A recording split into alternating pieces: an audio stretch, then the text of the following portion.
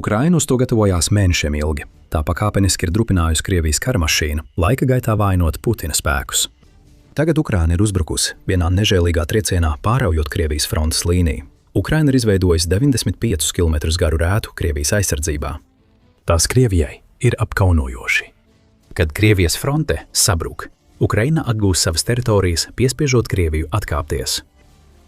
Pēc tam, kad Krievija nesen zaudēja nelegālos Starlink termināļus, kurus tā izmantoja visam, sākot no pamata kaujas lauku sakariem līdz tālās un vidējas darbības dronu uzbrukumiem, Ukraina izmantoja šo priekšrocību, uzsākot uzbrukums 3 sektoros, aptuveni 1100 km, jeb 684 jūdžu garajā frontes līnijā. Ukraina padzinusi Krievijas diversantus un atguvusi teritorijas, kuru ieņemšana Krievijai prasīja mēnešus. Šie skaiti Putinam ir apkaunojoši. Kas attiecas uz 16. februāri, Ukraina aptuveni nedēļas laikā ir atbrīvojusi vairāk nekā duci apdzīvotu vietu un šķiet virzās uz lielu Krievijas aizsardzības centru, kamēr tās karavīri dodas medībās. Pie šī centra mēs vēl atgriezīsimies. Ukrainas lielākie panākumi tika gūti Zaporižas reģionā, kur apvienotie trieciena, kājnieku, dronu vienību un bruņu transportieru komandu spēki spēja atgūt 5 ciematus. Aptuveni 30 km, jeb 19 jūdžu garā kaujas līnijā pie Huļaipoles pilsētas, Krievijas spēki šajā apgabalā ir spiesti atkāpties. Šie spēki ir atkāpušies visā ceļā atpakaļ pāri Hiduras upei. Viņiem bija nepieciešami mēneši, lai to šķērsotu, tādējādi zaudējot vasarā gūtos panākumus. Šis process ir liels iegūms Ukrainai, un Euromaidan Press sniedz vairāk detaļu. Krievija apmēram 2 mēnešus uzbruka Oleksandrivkai un Huļaipolei, ieņemot Huļaipoli, lai virzītos uz rietumiem un ziemeļrietumiem. Ap 8. februāri Krievijai kaut kas nogāja greizi. Tieši tad tā zaudēja piekļuvi Starlink. Uzbrukumi šajos virzienos gandrīz apstājās. Ukraina saskatīja iespēju un spēcīgi uzbruka Oleksandrivkas sektorā. Ukraina uzbruka dienvidu austrumos, piespiežot Krievijas spēkus atkāpties no Orestopilas un Oleksivkas, atverot ceļu uzbrukumiem Turovas un Berezovas virzienā, ziņo Euromaidan Press. Šeit nozīme bija arī citai upei, šoreiz Jančoras upei. Ukrainas spēki virzījās gar upi, atgūstot Jehorivku, Slohodu, Ribnu, Višņevu un Peršotravņevu. Euromaidan Press norāda, ka Ukraina cenšas atbrīvot Provilnu, lai atspiestu Krievijas spēkus pāri vēl vienai upei. Vēl viens Ukrainas uzbrukums bija uz ziemeļiem no Huļaipoles Hiduras upes virzienā. Mēs minējām, ka Ukrainas spēkiem patiešām izdevās šķērsot šo upi, atspiežot Krievijas spēkus. Šajā procesā viņi atguva Kozipsevas un Ternovartas apdzīvotās vietas. Uzbrukums bija vērsts uz to pašu upi. Tāpat Ukraina atguva Praluku un Olonokostjantiņevkas apdzīvotās vietas, kas ļāva virzīties uz priekšu uz Varvarivku, kas jau daļai atrodas Ukrainas kontrolē. Turklāt Ukraina uzbruka Krievijas 58. apvienotās armijas okupētajai zonai, ziņo Euromaidan Press. Nav zināms, vai Ukraina guva ievērojams panākums apdzīvoto vietu atgūšanā šajā uzbrukumā. Ukrainai izdevās atspiest Krievijas vienības Stepnohirskas, Lukjanivskas un Primorskas reģionos un pilnībā apturēt uzbrukums Stepovas Pabļivkas virzienā. Ja Krievijas ofensīvas apstājas, Ukrainai būs vairāk iespēja pret uzbrukumiem. Krievijas uzbrukuma apturēšana radīja iespējas pēdējās nedēļas notikumiem un tagad paver vēl jaunas iespējas. Apdraudēts kļūst vairāk Krievijas okupēto teritoriju. Jau sākumā teicām, ka tas ir apkaunojums Krievijai. Tas izskanēja maigi. Šī ir katastrofāla situācija Krievijas spēkiem. Komandieri, kuri ar lepnumu bija ziņojuši saviem priekšniekiem, ka teritorija ir ieņemta, tagad ir spiest atgriezties un mēģināt izskaidrot, kāpēc visa šī teritorija ir zaudēta. Karavīri, kurus upurēja karagaļas mašīnai, izrādījušies nevērtīgi, kā pret viņiem izturas Putins. Ukraina nedēļas laikā izdarīja to, kam Krievijā vajadzēja vairāk nekā 2 mēnešus. Un mēs pieskarsimies tam, kā Ukraina spēja visu to paveikt. Un pēc pāris minūtēm mēs apskatīsim, kā Ukraina to visu paveica. Vispirms mums ir vēl daži skaitļi, un šie skaitļi pārvērš jau tās smago situāciju Krievijai par katastrofu. Jūs iespējams jau uzminējāt, ka tik daudzu ciemu atbrīvošana nozīmētu to, ka Ukrainas virzība nedēļā līdz 16. februārim bija milzīga. Euromaidan Press piedāvā vienu skaitli, norādot, ka Ukraina bija spējusi atgūt 9,5 km, jeb aptuveni 5,9 jūdzes teritorijas no Krievijas. Visā frontes zonā pretuzbrukumi jau ir iespaidīgi, un kā skaidro France 24, šī atspiešana nozīmē vēl vairāk. Mazāk nekā nedēļas laikā Ukraina atguva 201 kvadrātkilometru no Krievijas. Lielākais iegūms 2,5 gadu laikā kopš kara sākuma. Ukraina pēdējo reizi atguva tik lielu teritoriju 2023. gada neveiksmīgā vasaras pretuzbrukuma laikā. Pretuzbrukums tika sākts, lai atgūtu pēc iespējas vairāk teritorijas. Šis ir citāts. Ukraina ātri atgūsi daudz teritorijas. Aiz šīm atbrīvošanām ir konkrēts mērķis, ko izskaidrosim video beigās. Atgriezīsimies pie tā, kā Ukraina to paveica. Šeit ir divi galvenie faktori, no kuriem vienu mēs jau esam pieminējuši vairākas reizes – Starlink. Preston Stewarts savā analīzē uzsvēra, ka Starlink atslēgšana būtiski ietekmēja Ukrainas izrāvienu. Viņš norāda, ka analītiķi uzsver, Krievijas Starlink zaudējums liedzas droniem lidot. Tas ir daļai precīzi un iespējams neietekmē Ukrainas neseno rīcību. Daži Krievijas droni izmantoja Starlink, bet, kā norāda Stewarts, galvenokārt to darīja tāls un vidējas dronu uzbrukumiem Ukrainai. Krievijas FPV dronu operatori iespējams joprojām darbojas nesen atgūtajos Zaporižas reģionos. Tomēr varētu apgalvot, ka zaudējot vidējas darbības dronus, Krievija nevarēja neko darīt, lai vājinātu tuvojošos Ukrainas uzbrukumu. Svarīgāks bija sakara zudums Krievijas karavīriem, ko radīja Starlink. Stewarts norāda, ka tas traucēja sakarus un ietekmēja dronu izmantošanu. Padomājiet, ko tas nozīmē Krievijai. Lielāko daļu 2025. gada un arī 2026. gadā tās pieeja bija sūtīt nelielas diversantu vienības, lai izveidotu vājas aizsardzības pozīcijas Ukrainas teritorijā. Šie diversanti pilnībā paļaujas uz sakariem ar vadību, lai zinātu, kur viņiem jādodas, kas jādara un kad, kā arī vai un kad ieradīsies papildspēki, lai palīdzētu viņiem pārvērst nelielos ieņemtos placdarmus par reālām kaujas līnijām. Kad Krievijai atņem Starlink, tā zaudē sakarus un paliek tikai dažas karavīru grupas, kas darbojas neziņā. Viņi nezina, kur iet vai ko darīt tālāk. Viņi var tikai ierakties savās vājajās aizsardzības pozīcijās un cerēt, ka Ukrainas triecienvienības viņus neatradīs. Beigās diversantiem tas neizdevās tik labi. Otrs iemesls, kāpēc Ukraina spēja īstenot savu ievērojamo pretuzbrukumu, ir tas, ka tā ir pieņēmusi jaunu stratēģiju, lai cīnītos ar Krievijas infiltrācijas taktiku, skaidro Stewarts, norādot, ka Ukraina ir izstrādājusi jaunu paņēmienu. Ukraina izveido nelielas vienības, kas pēc meklēšanas un iznīcināšanas uzdevumus, lai iznīcinātu iebrucējus savā teritorijā.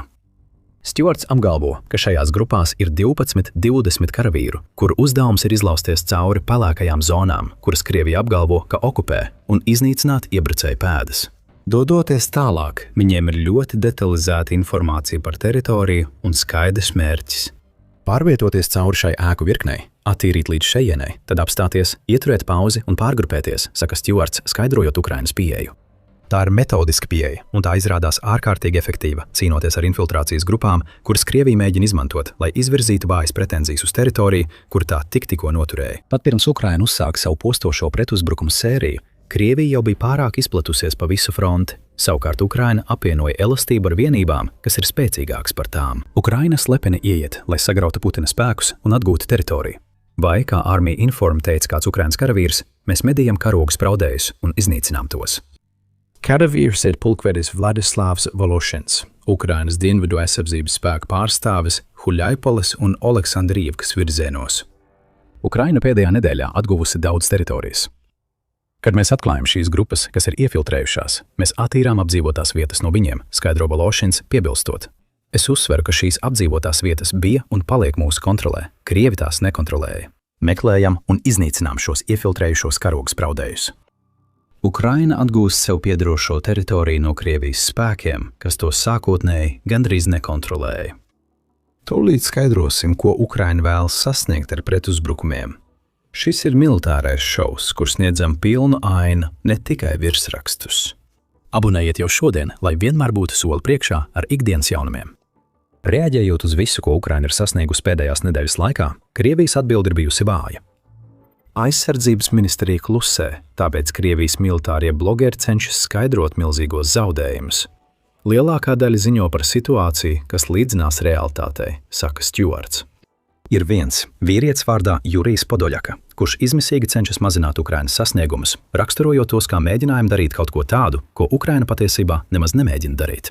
Stewarts citē Podoļaku, kurš apgalvo, ka Ukrainas uzbrukums nav bijis efektīvs. Blogeris apgalvo, ka Ukraina apturēta visos frontes sektoros, ignorējot ieņemtās teritorijas. Pēdējās 24 stundas parādīja, ka Ukrainas triecienu korpuss nespēja gūt panākumus un vairs nespēja veikt nopietnas pretuzbrukumus. Stjuarts citē militāro blogeri, kurš norāda, ka iepriekšējie zaudējumi jūtami arī pēc vairāku ciemu atbrīvošanas. Krievijas bruņotie spēki bija sagatavoti un varēja uzspiest savu pretspēli. Tiešām, Jurij, tu pie tā paliksi.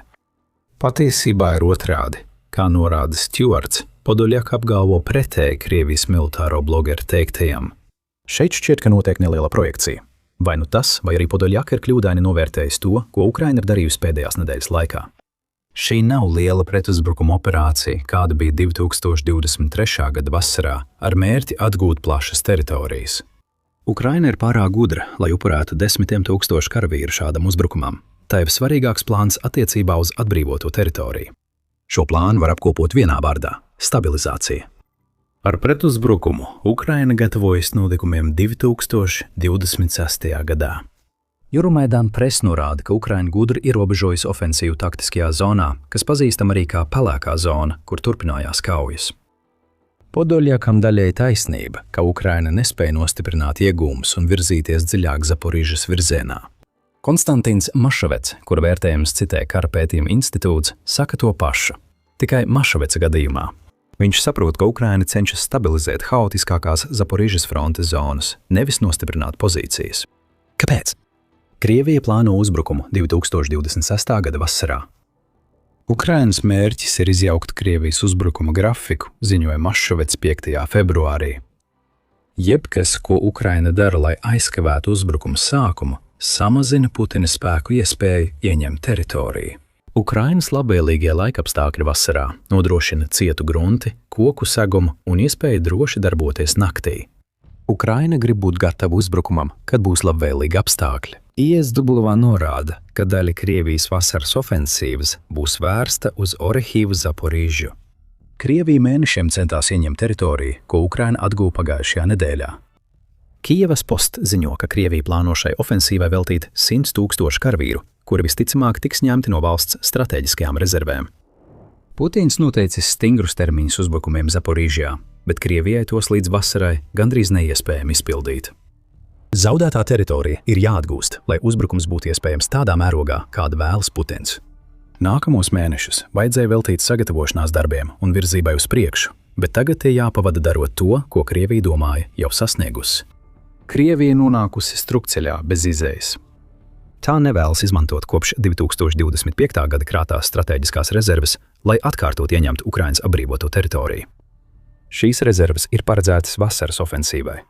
Jo vairāk Putins izmanto šos resursus, jo mazāk efektīva būs Krievijas ofensīva.